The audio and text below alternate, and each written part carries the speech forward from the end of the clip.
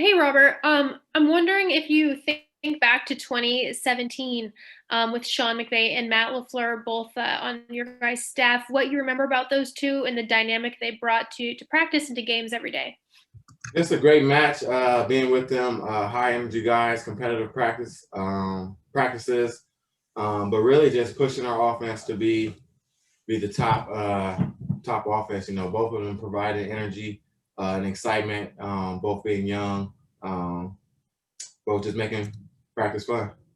And with Matt in particular, was there anything about what he brought that made you believe one day this guy was going to be leading the Green Bay Packers and you'd play him in the playoffs one day? I'll just say some of his meetings, just him talking about the passing game and receivers and the quarterback connection. Definitely, saw it coming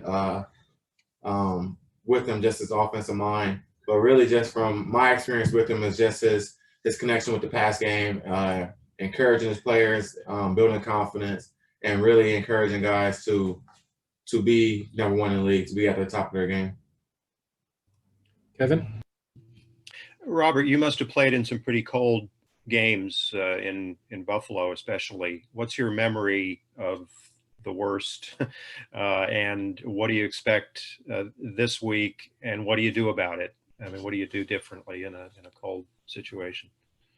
Put on long sleeves. Other than that, and go about today, do the same thing. You really can't treat it any different. You're only out there for about three hours, 3.5 hours.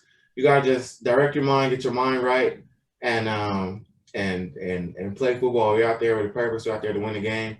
They're out there playing in the same conditions we are. When we're out there on the field, we're going. We're able to stay warm that way, and they provide everything we need on the sideline to stay warm. So really, it's just put on your sleeves and get to work. We got a game to win.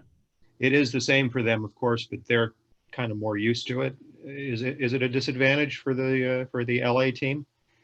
No, I wouldn't say whether it's a disadvantage. The game is played between the lines. It's about football. It's about being physical. It's about speed. It's about getting your feet in the ground, no matter what the surface is. You got to play balance and put up points. Whether it's 20 degrees, 80 degrees, 100 degrees, it really doesn't matter. We got a game to win, and it doesn't matter. Okay. Gary? Hey, Robert, what was that like last Saturday when John Wolford left the game and Jared came in? Just from an offense, as a collective unit, how did you guys react? And how do you feel Jared responded in that role, kind of coming off the bench? Yeah, it was just a crazy sequence of how it happened. Really early in the game, John going down, and just a collision like that. Pray for help, make sure the player's okay. Happy he was, and then right away went to Jared. Told him it's go time, and was kind of just excited for him to get this opportunity. It kind of not worked out, but for Jared, able to get back out there and play and win the game in Seattle and bounce back like he did, I think it was super huge and important for him to get an opportunity like that. I think he proved a lot of people wrong, showed people how tough he was. And really in the offense, in the huddle, it was just, here's our guy, let's go, let's get it done. Pick back where we left off with him. Was it any different with him coming in, off the bench as opposed to everything you do before a game together, and here all of a sudden, here comes this guy off the bench? Well, we warmed up with him, so we kind of was able to get our touches with him. But for him, I seen as soon as John went down, I seen him. I looked to the side. He's running, grabbing the ball, getting warm. That's kind of like the quarterback in the experience. He's going out there getting warm already, getting prepared, and attentive to the game, so locked in that when he came in, it was no drop off. It wasn't like he was coming off the bench. That was our guy 16 coming to win us the game. Thank you. Thanks, Gary. Robert, what has it been like to have Jalen Ramsey for a whole season? How's practicing against him made you better? You said Jalen Ramsey, correct? Yes. Yeah, going against him, really a top corner, smart, able to talk with them about just different techniques And then really just our training camps and our competitive periods are really intense. You know, we go after it. One thing I really like about Jalen is that, you know, he practices how he plays, and he's very competitive. And I'm the same way. So really we go out there and compete. You know, he's trying to make sure every pass comes my way is dropped, and I'm trying to make sure every pass that comes my way is caught. And really that just allows us to elevate our game going against the best. We don't see anything like it on Sundays and even Saturdays. Yeah. But how is having a Matt Gay? How's that consistency gonna help y'all kicker? Very huge. I've been talking to him, you know, ever since he got here. Happy he got here. Thankful for him. Really just been consistent, being able to knock him down, keep putting up points for us. We struggled a little bit early on with that, and able to find our guy, put him through, and he's been consistent, and need him to stay that way. All right, appreciate you. Thanks, man. Jordan? Hey, Robert. I know you don't get a ton of time to actually look at what Green Bay's doing on offense, but because the Matt LaFleur connection and schematics and concepts are very similar in many ways on offense, do you remember anything in particular that they might have worked on together, or that you remember coming in conceptually different, maybe a different route concept or something that they really were excited about that then you can tell traveled through the league where Matt LaFleur went? Yeah, I'll say. I mean, I don't want to spill it, but there's a route that, you know, a couple of us run out there. You see it on tape, and when you watch it, you know, you kind of see the couple guys in the comparison and their route technique and how they get open, and really we kind of like, you know, steal from each other, compliment each other's routes, and build from that. But really, what they have with Devontae Adams, I think he's able to be a little bit more creative and do little different things with Aaron Rodgers. But really, I think he's added a little bit to their offense, which is pretty cool. I know you guys change signals and calls and stuff every week. Is this one of those weeks where you don't call that route the same thing you always been calling it? Yeah, this is one of those games where you just go out there and you gotta, you know, it's one of those friendship games where Matt knows Sean may share some things about the offense, and but really just go out there, execute our game, communicate well on our side of the ball. If they hear it, we got to go out there, execute anyway, and dominate, no matter what. Thanks, Robert. Sure. We'll finish up with Greg, Rashawn, and then Lindsay, please. Hey, Robert, Cam Akers been coming on for this offense for pretty much the whole second half of the season, but what he did on Saturday is something that not many rookies have ever done in the history of the NFL. What were you guys thinking as you watched him go off on Saturday? Just keep at it. Been running pretty well. We know he was banged up a few weeks ago, and for him to bounce back how he did and really kind of take over for that running back room, has been leading it. Really for a rookie to come in and make the right cuts and the right runs in critical situations, I think that's super huge. And just really just open up this offense. I thanked him for my touchdown, really off of the run action, but just creating it from pounding it so much with the run, open up some plays in our pass game.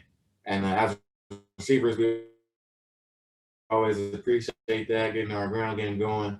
That's why we're big involved in the run game, trying to get our guys free, getting Cam those runs like he did. But really him getting in space is the biggest thing, I think, seeing him make moves, making guys fall and hit the ground. And then what would a win on Saturday mean to the group of you guys who've been here for the whole 4 years with Sean, you know, to go to the top of the league so quick and then have a setback a little bit last year and then to make it back to an NFC championship game? Really just go out there. It's all about this game. I'm not really looking past it. This is our NFC Championship game right now. At this moment, we got to put everything in the basket, focus on this game. We have a good defense, good offense. We just got to go out there, go to Green Bay, execute on offense, execute on defense, special teams, protect the ball, start fast, and I think we'll get out there with the win. Hey, Robert. How did those early days, youth football and also Sarah High School, kind of shape you into being able to make it to this stage? I would say a lot of credit goes to just coaches and teammates. Always been around competitive football players. since my Carson Coat days. There's always like big time players making plays, getting the spotlight, and I felt like I always had to grind and climb my way to the top even from then. Same in high school. Was a dominant receiver. There's another guy who came along. A lot of people loved. He was the next guy up, and still have to just come in and dominate.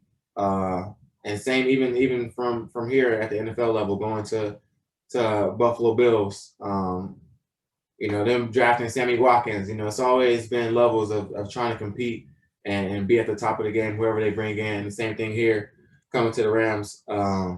It's just always levels of competition, always grinding out to be the best. And we're in a position right now to play competitive football. We got a competitive team, and we got to do the same thing. We got to grind it out.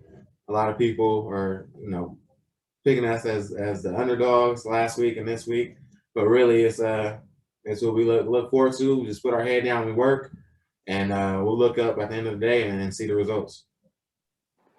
And then since you came here to LA, you had, tremendous strides, tremendous success. How special is it to be able to enjoy, this type of growth here at home?